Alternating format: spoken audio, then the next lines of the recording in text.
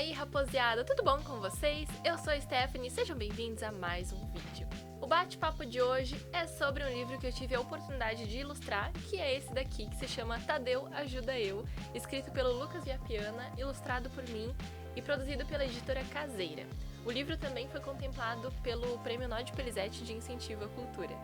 Resolvi separar em 4 blocos esse vídeo para que a gente saiba como esse livro foi da ideia até o resultado. Então, bora lá? Parte 1. Conexão. Nessa primeira parte, eu acho importante a gente saber como que essa ideia, essa oportunidade chegou até mim. O que ajuda é que eu e o escritor, a gente mora em cidades de interior. Então, assim, todo mundo meio que já se conhece. Então, é mais fácil da gente ter contatos uns com os outros. Nesse caso, o que aconteceu é que a gente já se conhecia antes de saber do livro. Mas a oportunidade chegou quando o amigo dele, que seria o ilustrador, ele teve que se afastar um pouco da criação e ele disse, olha, eu não vou ilustrar agora, mas eu conheço a irmã do meu amigo e eu posso te indicar ela é ilustradora. E foi assim que teve o primeiro contato para começar esse projeto com o livro. Mas o curioso é que essa mesma pessoa que me indicou pro Lucas, pro escritor, é a mesma pessoa que me vendeu aquela primeira mesinha que eu gravei um vídeo falando sobre ela, eu vou deixar aqui em algum lugar, talvez na legenda, para vocês conferirem como é que ficou. Parte 2. Botando as ideias no papel. A história sobre o livro já estava pronta, o Lucas já tinha criado ela para o seu sobrinho há anos atrás, porque ele estava aprendendo algumas palavras, então ele quis juntar tudo em um material só. E a ideia foi juntar animais fofinhos que o sobrinho dele havia visto no zoológico para que a história ficasse ainda mais envolvente. Então ele colocou o elefante, a girafa, o avestruz, o hipopótamo e o macaco Tadeu. Porém, para essa nova versão, o Lucas decidiu substituir os animais que estavam por animais brasileiros, assim facilitando o entendimento para quem fosse ler.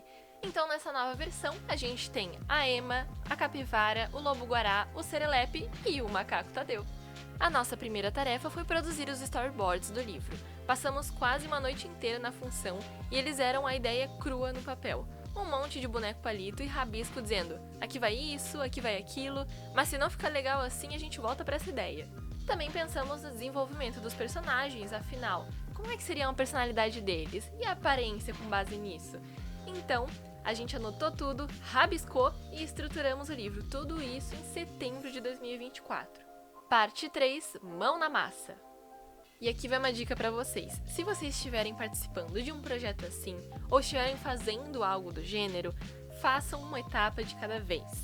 Eu vou contar mais pra frente, mas eu já adianto que vai poupar muito tempo. Tá, com os rascunhos em mãos e tudo preparado, agora era tempo de fazer. Foram mais ou menos 4 meses fazendo as ilustrações para o livro e, durante esse período, eu, o Lucas, o Gustavo e o Gabriel da editora Caseira, nós tínhamos cerca de 1 a 2 reuniões por mês para alinhar tudo que estava sendo feito e saber se a gente estava indo no caminho que a gente queria. Nesse meio tempo, eles me ajudaram bastante nas ilustrações, dando sugestões, dizendo, olha, aqui a gente poderia fazer assim, aqui a gente poderia fazer dessa outra forma, aqui tá bom, vamos seguir pro próximo. E assim, o trabalho foi fluindo até muito melhor. Algo que me ajudou muito, só que eu só decidi fazer na metade do projeto, foi o que eu falei antes no vídeo. Fazer uma etapa de cada vez. Por que eu digo isso? Porque eu percebi mesmo produzindo já o livro que eu poderia ser mais eficiente. Nisso eles me disseram, e se você fizesse uma etapa de cada vez, não fica mais fácil? Se ajuda. E depois que eu decidi seguir essa dica, nossa, melhorou muito a minha eficiência no trabalho. Assim, não apenas pela eficiência, mas percebam, como eu tava fazendo uma página por vez e não por etapas, então eu tava pegando uma página, rascunhando, contornando, pintando, renderizando e finalizando tudo de uma vez, eu não percebi, mas no final algumas coisas estavam ficando desajustadas e a gente não percebia porque era tão comum ficar olhando para aquilo que a gente só percebeu quando botou a primeira página e a última juntas. Uma das coisas cômicas que aconteceu foi que a orelha do Tadeu, no início, era normal, como a de um macaco, e no final era gigantesca, ele parecia um ratinho. Então, nesse sentido que eu digo pra vocês, façam uma etapa de cada vez, rascunhem tudo primeiro, contornem tudo primeiro, e aí assim a eficiência e a noção de vocês fica bem melhor.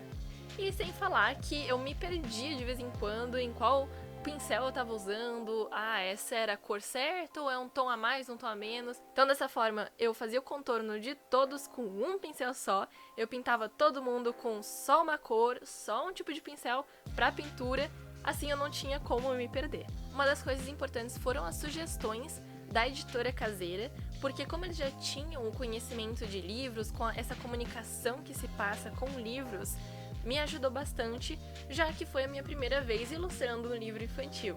Diferente de um livro infanto-juvenil ou adulto, que a gente pode expressar coisas mais complexas, às vezes para um livro infantil a gente precisa pensar melhor como é que a gente vai escrever uma frase, como é que o personagem vai estar ilustrado ali, se tá claro o que ele tá fazendo, o que ao redor dele, o que tá acontecendo, porque a criança ela vai visualizar tudo isso e ela precisa entender a história. Com a ajuda deles, a forma dos personagens, as cores chamativas que eles têm, até a disposição deles nas páginas, inclusive o cenário, porque o cenário, à medida que a história, os acontecimentos da história, sem dar spoiler, vão ocorrendo, as páginas começam simples e evidentes e vão se tornando cada vez mais pesadas, com mais elementos no cenário que vão dando essa carga pro personagem, esse peso que na história faz sentido com a narrativa. Então, com as sugestões e dicas deles, a gente pôde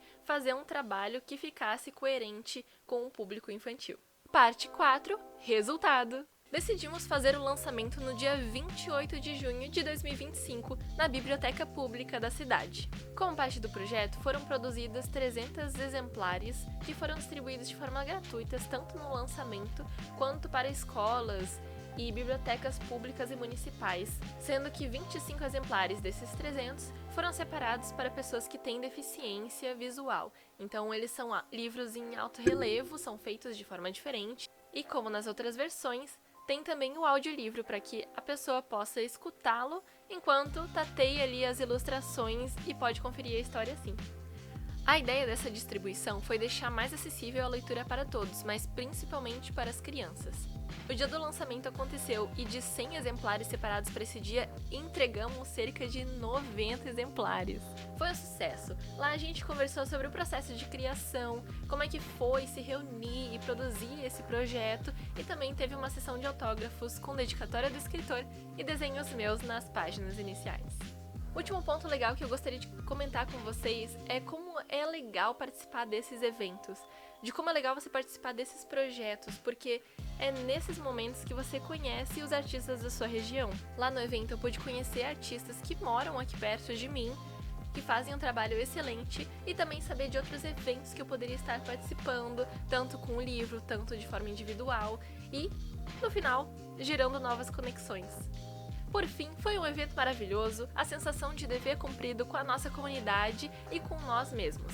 Acredito que tenha sido ainda mais pro Lucas, que viu o livro dele feito com tanto carinho pro sobrinho se tornar acessível para outras crianças também. O papo de hoje foi muito legal, eu gostei, espero que vocês tenham gostado também e agradeço a atenção de quem ficou até aqui. Eu gostaria de mandar um agradecimento especial pro Lucas, o escritor, e pro Gabriel e pro Gustavo, da editora caseira. Foi muito legal participar desse projeto e fazer essa minha primeira experiência com livros. Eu adorei demais. Agora, além de livros infantis, eu também produzo personagens de RPG, que é a minha paixão. Então eu vou deixar aqui um vídeo como sugestão para você, querido espectador, ver e dar uma olhada nesse meu trabalho também. Espero vê-los nesse próximo vídeo. Então, um abraço e até a próxima!